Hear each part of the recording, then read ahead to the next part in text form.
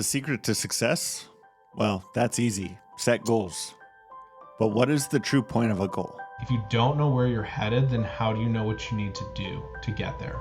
When you set a goal, how do you know it's truly meaningful? Say I'm a real estate agent. Well, I want to be a six-figure agent. Why?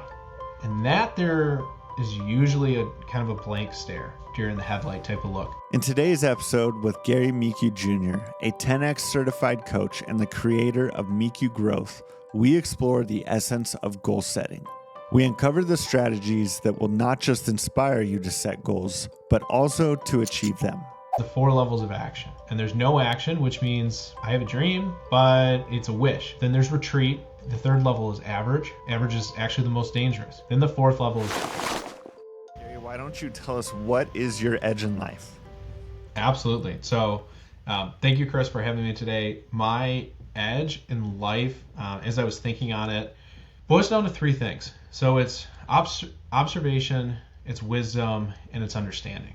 And I really think that those 3 combine into my unique style of not only coaching, but how I approach most things. So the observation piece is I tend to be not the socialite who's off talking to everyone, but rather a little more, not off in the corner by myself, but I'm reading the room. I'm listening probably to 3 conversations at one time. And hopefully it doesn't come across, and I don't think that it does, but I'll be following 2-3 conversations and knowing kind of where I'm headed next. So that's one of the things that I really have noticed helps me. And then wisdom, I realize that one sounds a little self-aggrandizing, but I promise it's not from that standpoint. It's the ability to see things from a different perspective. I think part of it comes from the observation.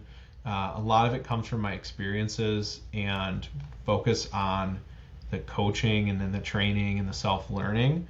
And that really then helps to provide a different perspective. And as a coach, obviously that's directly something I need to tackle at all times. And the understanding really builds on the 2 of those. So I would say that's my edge in life. I love that. I can actually relate to the observation side of things. That's something I know for me, my wife points out quite a bit. She's like, you tend to pay attention a lot more. And I actually had somebody tell me this the other day. It's like, you just kind of sit back in the corner, not like in a weird way, right? Yeah, like you mentioned, you just kind of are there paying attention.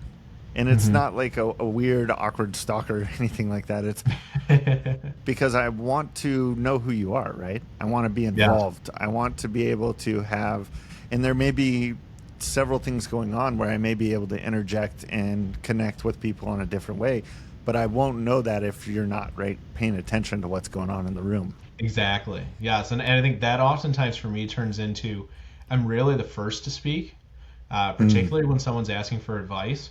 Probably not the first hand to come up, but when I do raise my hand, it's usually, at least I find, hits a point, right? And the feedback is then generally,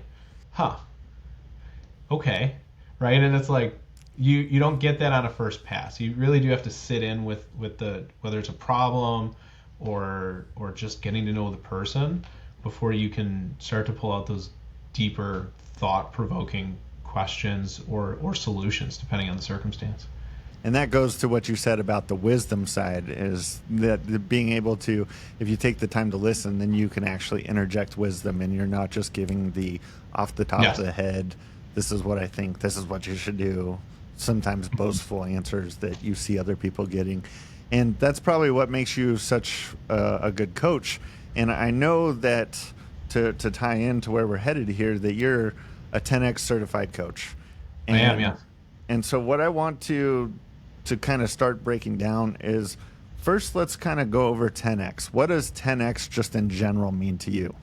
Yeah, absolutely. So 10X it's a mindset, it's a community, and it's also a body of work, if that makes sense. So the mindset is looking for growth at all times, but not just looking for it, but actually taking action towards it and pursuing it aggressively, and doing what others either aren't willing to do or aren't able to do in order to accomplish that.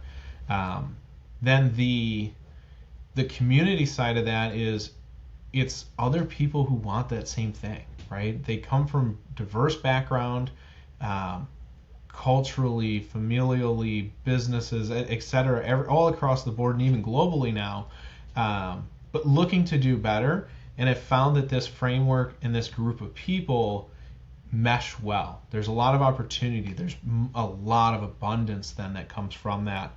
And then the body of work is then the content, right? So when we're thinking of coaching, it's Cardone University, it's the trainings, it's the workshops, things like that. But it really is multifaceted. I think if you took any one of those pieces away, either standalone or with just the other two, then it would topple over. It wouldn't be its full self. So for me, that looks like growing myself as a person across all fronts, and continually looking to learn and to improve, but doing it without that aloneness, right? So I think that's something particularly with entrepreneurs can be a challenge.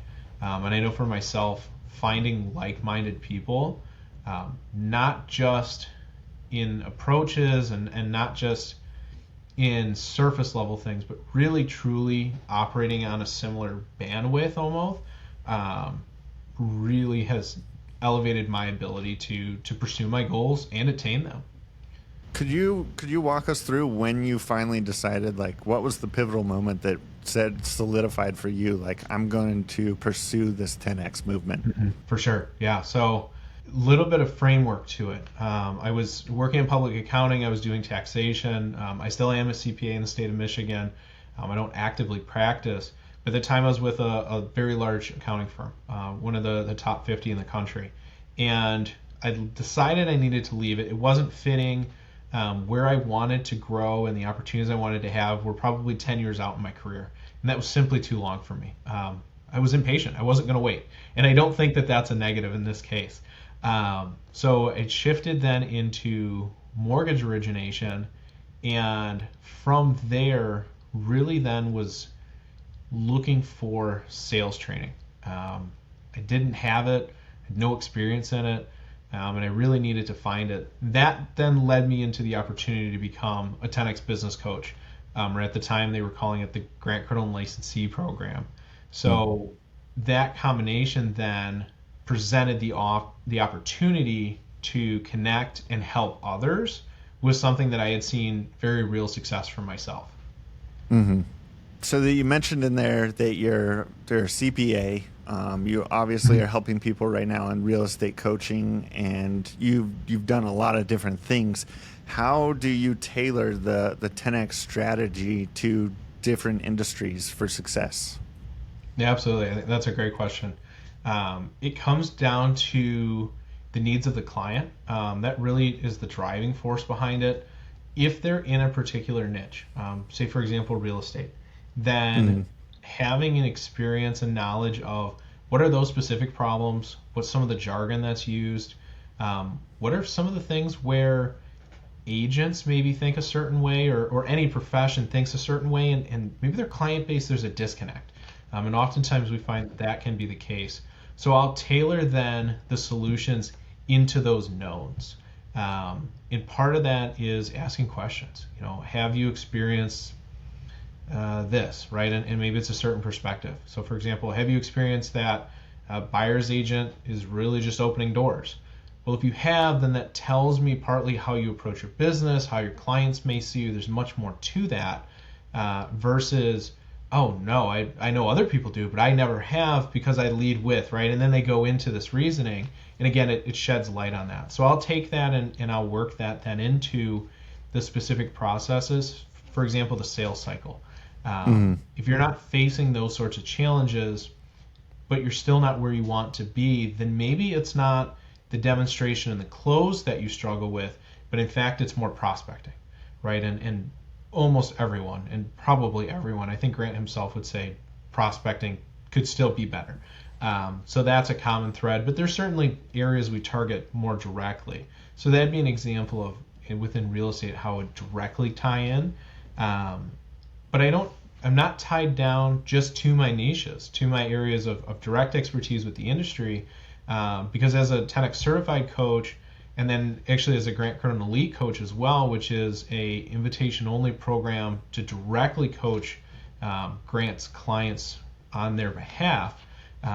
That really demands an subject matter expertise of the content itself. And that then is designed to apply across multiple industries. And so in that way, while I have those niches where I'll pull that in and very directly intermingle it, if it's not in one of those areas, then it's subject matter expert on 10X. And then through dialogue, we work it in. Well, I don't think that applies to me. Great, let's explore that. Or I'm not sure how to implement that. Awesome, let's talk about it. What does it look like for you? So it's a little more of a learning curve for me, but at the same time, the principles haven't changed. The foundations haven't changed. It's the end application. And certainly there can be a lot of nuance, but it's something we work through in dialogue. Can you share a specific time or process strategy that you've used to help a client that resulted in a major breakthrough or significant growth in their business? Sure. Yeah. So I think one that comes to mind very recently. So I've been working with a gentleman for about 6 months now.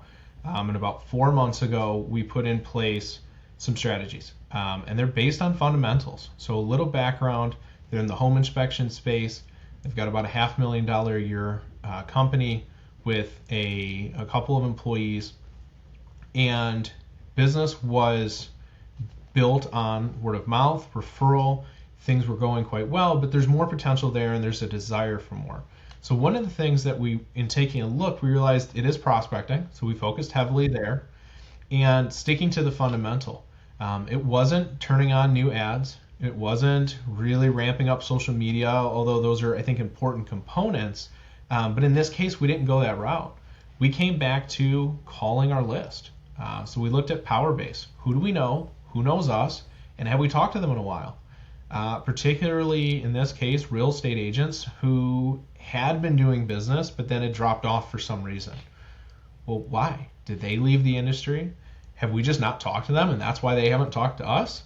Or is there some other factor? And in re-engaging the power base and then also creating a target list of other agents, new agents, was able to develop enough demand to now this individual is looking to hire 2 new inspectors.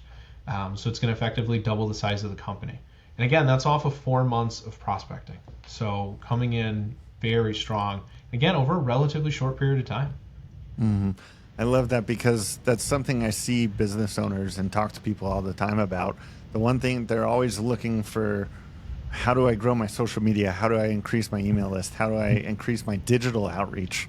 When it's like, well, have you exhausted your physical outreach, meaning picking up the phone or sending a letter or talking to the people who are in your group of influence that you may be able to offer them a solution? And so many people can overlook that side of things.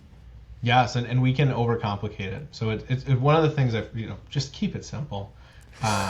It comes down to that. There's so many options, especially with technology in business, where we can do some incredible things, but they are multipliers. So we've got to really hone it in at the beginning and make sure that we're doing those foundational tasks and actions.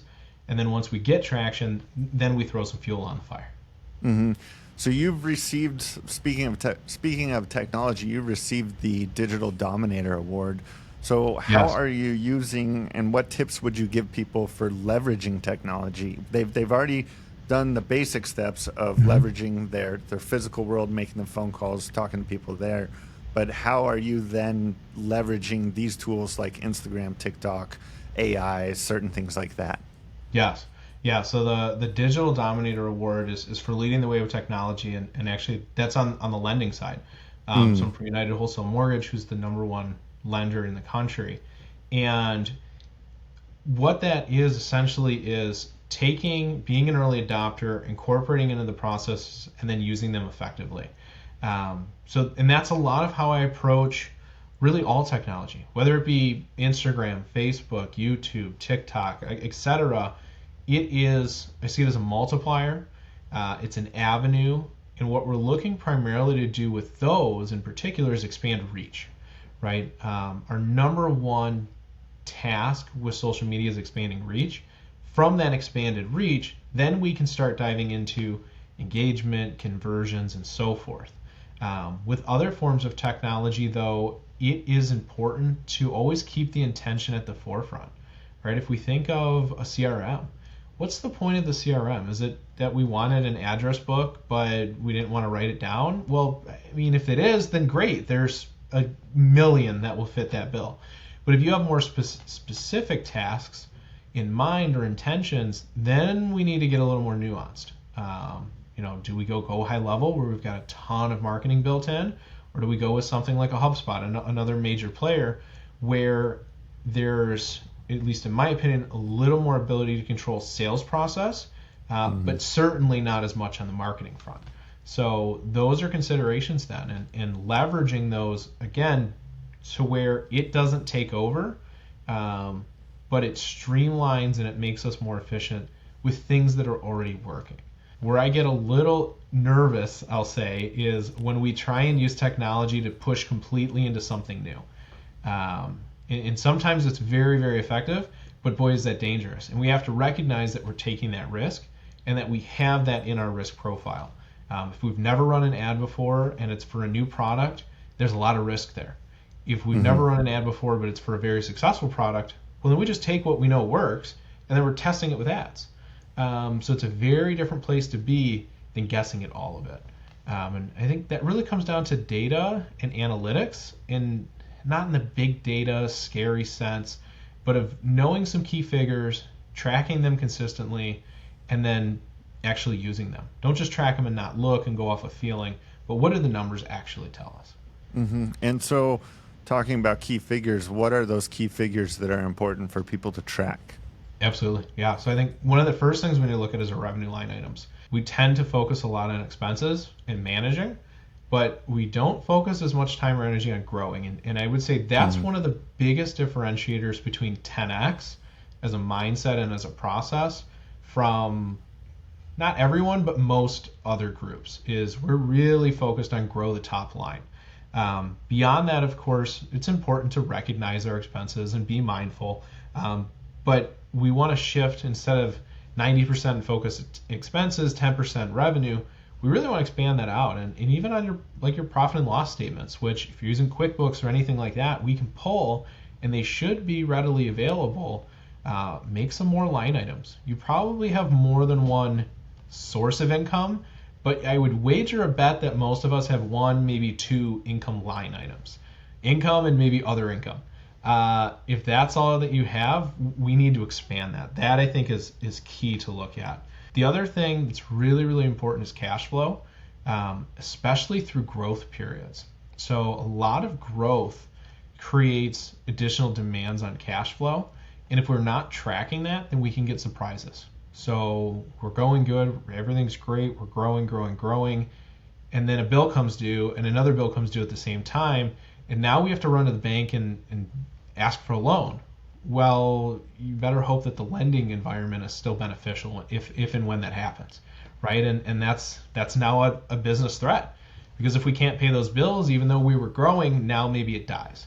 And that's where terms like grow yourself to death come from. It's not that, it's the cash flow management that often underlines it. And then within individual roles, if we pick a role, we could nail it down, like a salesperson, outbound reaches, certainly a conversion rate, and then I would say most likely in most fields and industries per deal value, or lifetime value of the customer. Sometimes the first deal isn't really representative, it's that lifetime value. But in every role, there's 2, maybe 3 KPIs that we really need to identify, and if we're not sure what they are, then we don't understand that role. And if you're a business owner and you're not understanding what your employees are doing, that's a you problem, because they probably don't know what they should do either, which maybe is why their performance isn't where you'd like it to be. So again, that's something where every role will be different, but there really are 2 to 3. I love what you're talking about there at the end. That's something that I think when I was a manager for a welding manufacturing company. That was one thing I realized was I was doing a really poor job as a manager in the beginning and communicating to my employees what their job was. So how could they meet my expectations if I have never clearly communicated what those expectations were? Yes. And there was just so much tension and frustration there that once I was able to get clear on what their job was, my life got easier, their life got easier, our relationship got easier, and their productivity went up. Yes, absolutely. And sometimes part of it too, to just kind of add on to that, is frequent reviews or frequent meetings. I'd recommend a monthly one-on-one with every employee, whether it's you personally as a business owner hosting that, or if you have a management team kind of assigning that out. But there should not be, again, in my opinion, an annual review where there's a surprise of, I'm the employee and I thought I was absolutely hitting all my markers, and you're like, you're our worst employee, and you're like, but why? Do everything I'm told. Oh no, we were looking for growth in this area. Well, now everybody's wasted a year, and nobody's happy, and certainly it's not going to help your retention. So that's one of those things. It's not a KPI, but it's tracking those and having an open discussion, and where it really is two-way street. It can't just be, I'm looking at your numbers, right? Okay, great. No one's going to open up to you then. It has to be very human and open dialogue. So shifting back into 10X, where we haven't really left that thread yet, but so when you listen to Grant Cardone, you read the books and the 10X rule, and he's talking about how maybe your goal for this year is to make $100,000. Well, you should 10X that. And so initially the goal, for a lot of times when people think like they set a goal, it's normally at the top end of what they feel is achievable, but then to 10X that, it seems like insurmountable, like overwhelming. How am I going to go from making, my goal was 100,000 this year, now I'm making $1 million this year? That doesn't make sense. So how are you addressing someone or helping someone when they approach you with these 10X goals? What are you suggesting they do to get started when they come to you with these 10X goals? Certainly. So the first part of it is 10Xing them, right? So that first step is often not been taken yet because what it can introduce is uncertainty. I don't know even how to 10X this goal. So if it's 100,000, then we go to 1 million. Well, it's fairly clear, but it's not always as clear in some other fronts, like maybe personal or health. If I want to lose 10 pounds, can I even lose 100 pounds? Well, maybe that's not even safe, right? So there's some nuance to the actual setting the goal as well. But then beyond that, even and let's stick with the financial because I think it's more clear. If we're at 100 and we already thought we were aggressively stretching ourselves, well, now it's 1 million. What can happen, and one of the things that working with a coach really helps to clear up, is if I don't even know how I'd ever hit that number, well, then that's a problem. We're gonna burn out. We're gonna have uncertainty. We're gonna feel that we're wandering aimlessly. So then it's dialing it back into segments. So often a tool that we'll use is a 90-day plan, something that's not unique to 10X, but certainly we apply and use effectively. Is, well, what can we do over the next 90 days to get us towards that? And what does that $1 million really look like? Is it $1 million in the bank? Is it $1 million invested? Is it $1 million top line gross income? Really starting to define it and then visualize the greater impact. So I have, let's say it's $1 million in the bank. Great, I have $1 million in the bank. Numbers on a page, who cares? Well, what does that do for me? Well, it means that maybe my wife can retire. Okay, great, I can picture that. I can see her, she's happy, she's doing things she wants to do. Maybe it is my kids can go to space camp. I don't know. Maybe you didn't get to go to space camp because of finances, and your kid, if they want to go to space camp, it will happen because we have $1 million in the bank, and space camp is expensive, but it's not that expensive, right? So now we picture it, and that's so much more powerful than numbers. It also lets us see, how are we going to use it? What resources will we need? For some goals, what do we need to manage that goal? Maybe it's I want, instead of 10 employees, 100 employees. Well, boy, that's a challenge. We have a lot of things we need to consider. I need to grow my management staff. maybe I need an executive team now that looks a lot different than me at my desk. Setting through what does that look like, and that oftentimes requires an outside perspective, whether it's a coach, a mentor, a partner, someone else who's done it or seen it been done, and then boiling it down into a time frame we can understand. Because even a year, I don't know what's going to happen over the next year. I don't think anyone really truly does. We can plan, but it doesn't mean it's going to stick to plan. But over the next 90 days, I've got a lot better window. And then over the next 30 days, again, over the next couple of weeks, and then what am I doing today? Well, that certainly I can control. And I love how you broke that down, because I've gone through a lot of Grant stuff. I've gone through Cardone University. I've read all his books. I've gone to some of the virtual seminars, and your breakdown right now of like the 10x goal helped solidify something that I had completely missed in everything I've read and watched and listened to. It was because even when I threw out that number 100,000, there was nothing attached to it. And so as you were talking about what does that look like? Is that 100,000 invested, or $1 million invested, or $1 million in a bank account? Or something even clicked in me where it was, I have a lot of goals set right now, but I don't have them visualized of what is the outcome. What does that truly mean? And so I need to go back and revisit some of the things the goals I've set for my business, for my wife's business, for our future, for our relationship, because I haven't quite solidified it. And that's like a huge missing piece of what I'm trying to do. Okay, good. Well, I'm glad that we were able to uncover that and for it to click. And that it's one of those pieces, and I go over it with every client at the beginning as I start them with goal setting, and we walk through that in detail.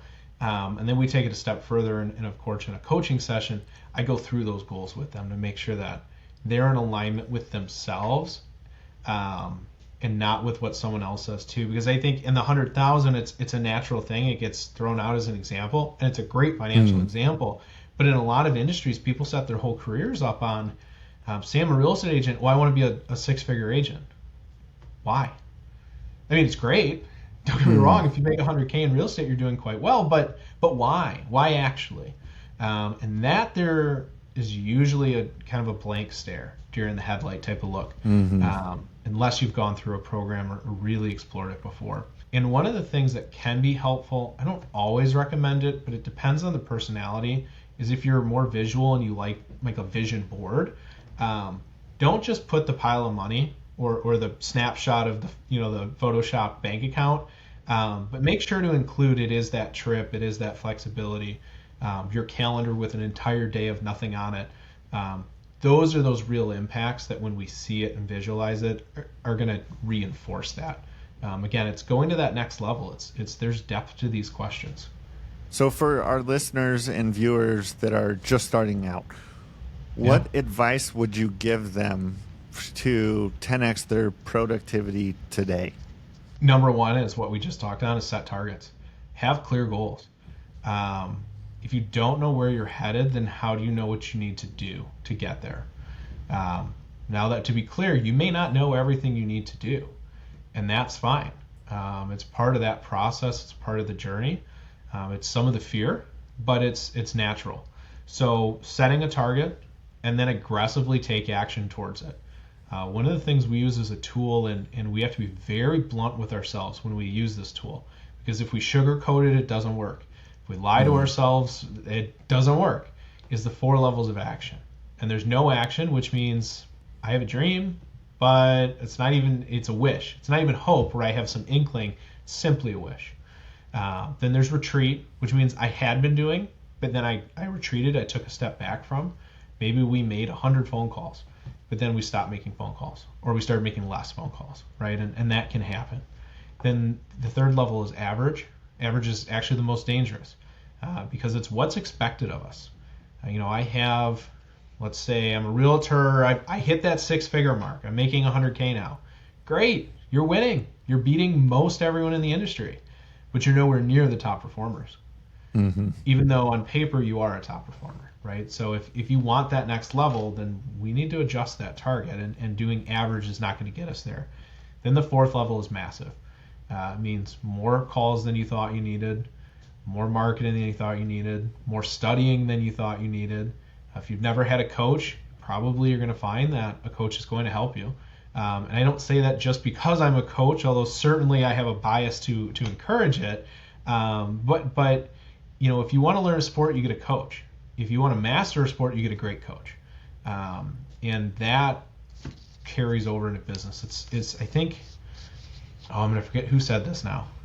It's one of the Shark Tank folks, but he had said, Cuban? Yes, it was Cuban. Thank you. Cuban had said, business is the most contact sport there is, right? So if you're going to have a sport and a coach, why not have one in your business? So I think that's helpful. And starting out, a coach can look different than when you have more resources, when you have more establishment. Your coach in the beginning may be a book. Spend $25 and get a great quality business book. Grant Cardone's a great source. John C. Maxwell is a great source. There's great sources of information. Invest. If the $25 is the budget, spend it. Don't hold on to it because it's not going to do anything for you. It's $25. You can't even fill your car up with that anymore. But you can get a book, and that book could make you millions of dollars. So it's that application. And then when you're able to go to the event, go to the mentoring group, and then I think personally the epitome is one-on-one. But again, not everybody can start there. So if you're just starting out, get a book and start with that. Mm-hmm.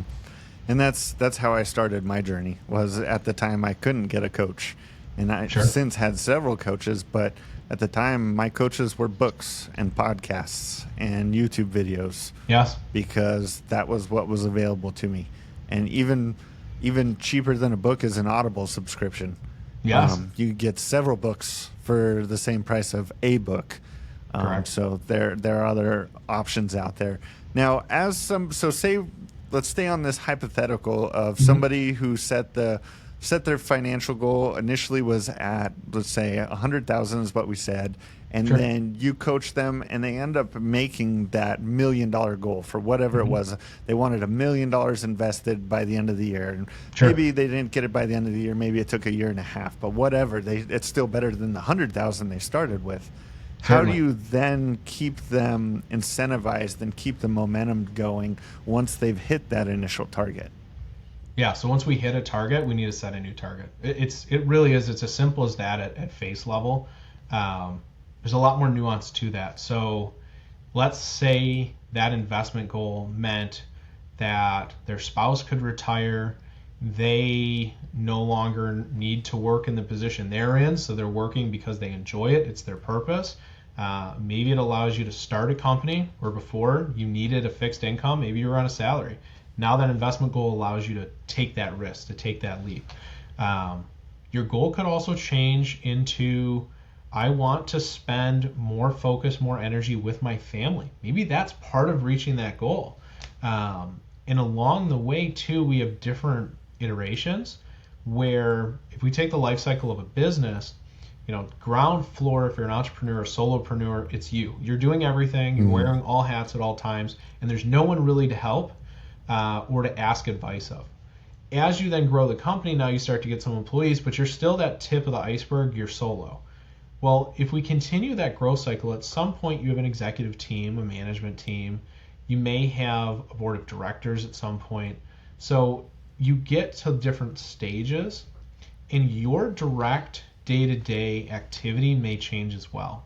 So we focused a lot with mid-sized companies on transitioning from working solely in the business to on the business, right? So rather than going out in the field and doing the inspection or opening the door for the showing or hosting the open house, it's I'm going to do business development, and I have people to do that for me or on my behalf.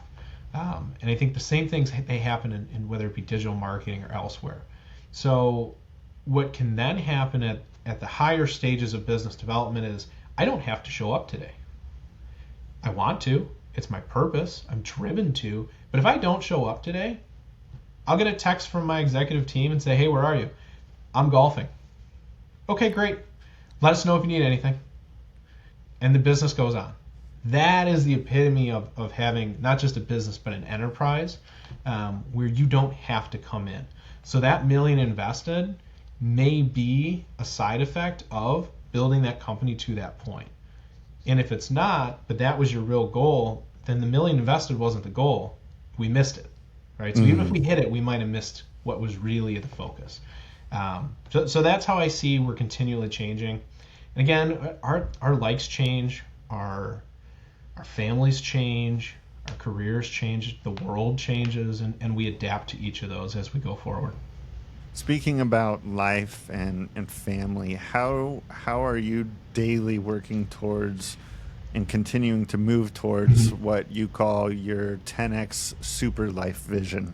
Yes, yeah, absolutely. So it's not balance. We'll make that really clear. It is imbalance. It's focusing on the needs of the day, and part of what I do for that is I theme, so I know kind of what headspace I'm in for that moment. And it is setting really clear expectations for myself. And what that allows me to do is I know where my goals are with my family, with the business, and outside of that. And then I can measure against those, but not necessarily on a micro day to day, but more at a macro. So if my intention is that I spend quality time with my daughter, then did we go to the park this week? Not necessarily did we go to the park today, right? So some of those things is holding those promises, but also making sure that we do go to the park, right? So I think that's so critical. In that, I think the biggest thing is having clear communication with my wife on that. We both have careers, right? And mine's in the business and hers is a more traditional career, but we have to work that out, right? Sometimes I need to be someplace and other times she needs to, and our daughter has to be cared for in the interim. So that is where the imbalance comes in.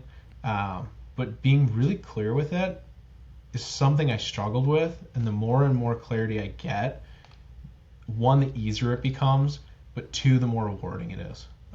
Because you're not facing that frustration of I should be doing this, but instead I am stuck with the kid.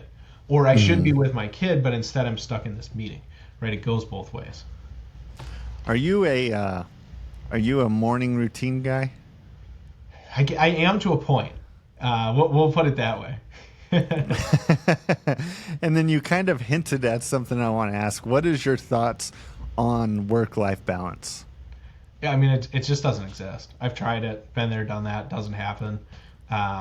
We teach in 10X that there isn't. It's always in balance, or out of balance. There is an in balance, not an imbalance. But it really is. We think about it. We can really only focus on one thing at once. So if you're driving your car and texting, you tend to crash into things.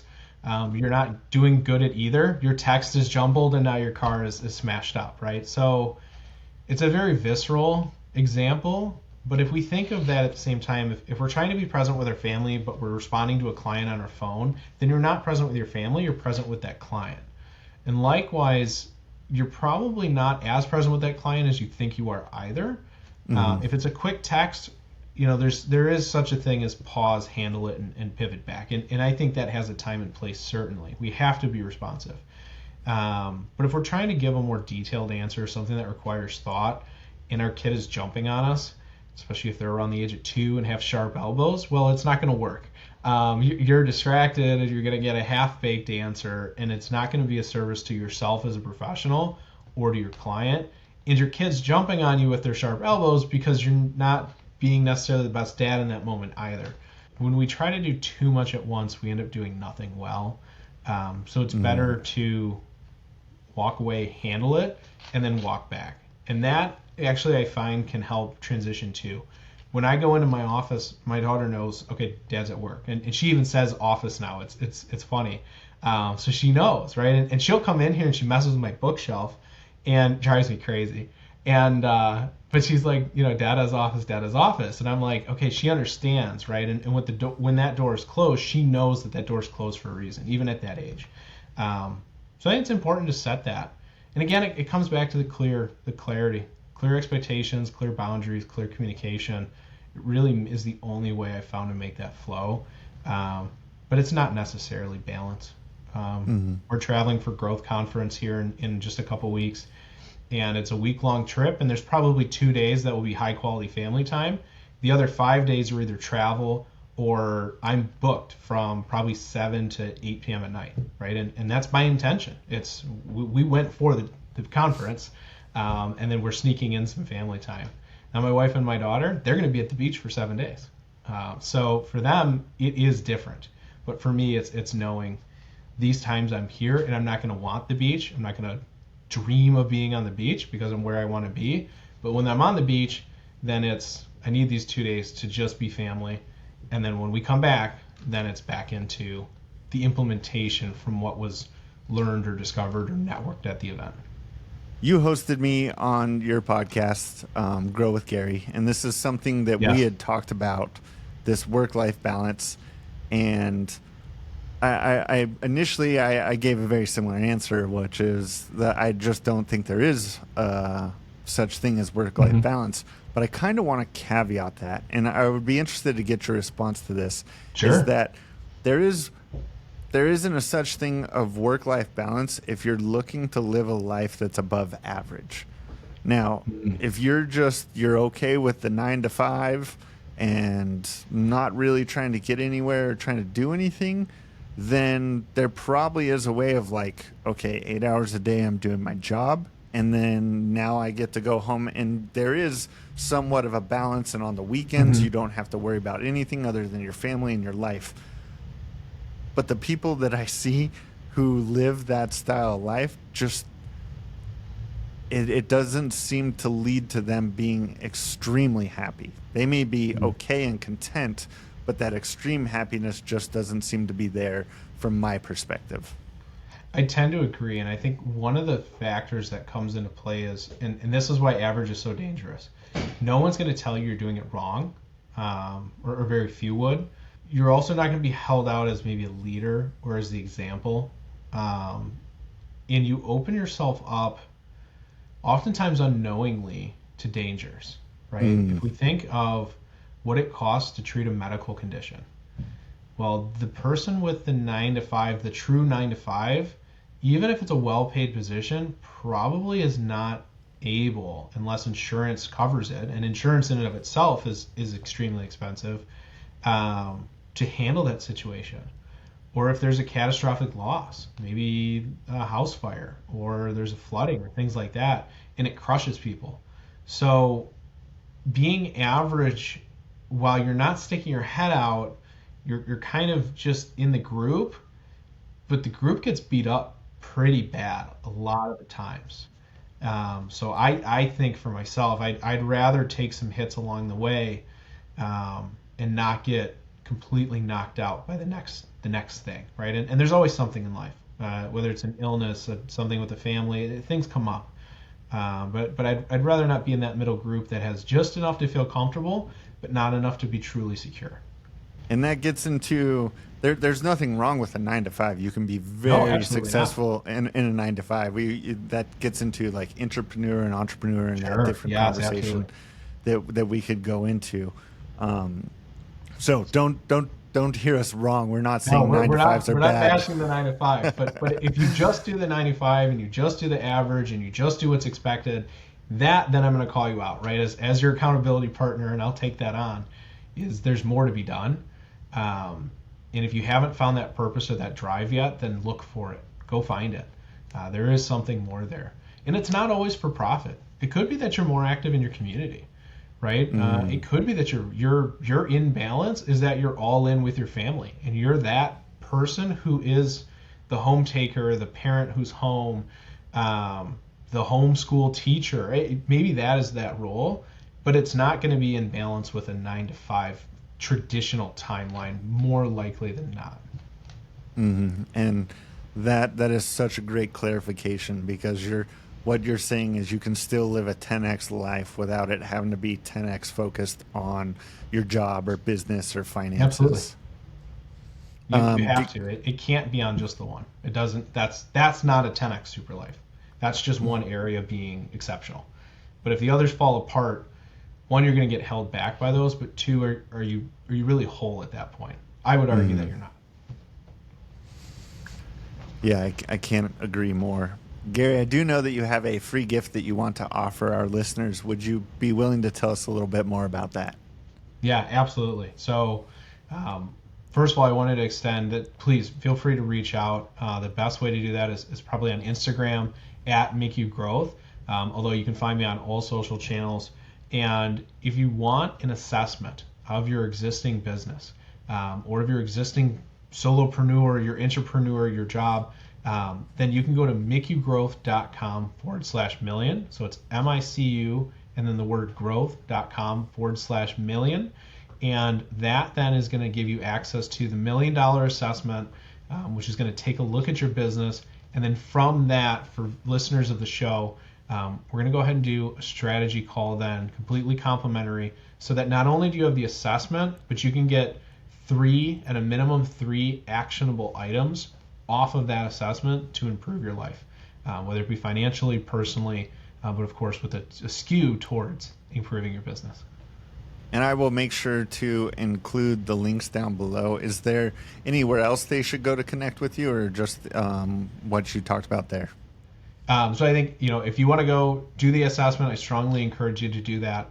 At the very least, you're going to learn some interesting insights. At the high end, you're going to get some insights that are really going to make a real difference. And then again, I think Instagram is the best spot at Micu Growth to connect and get daily content.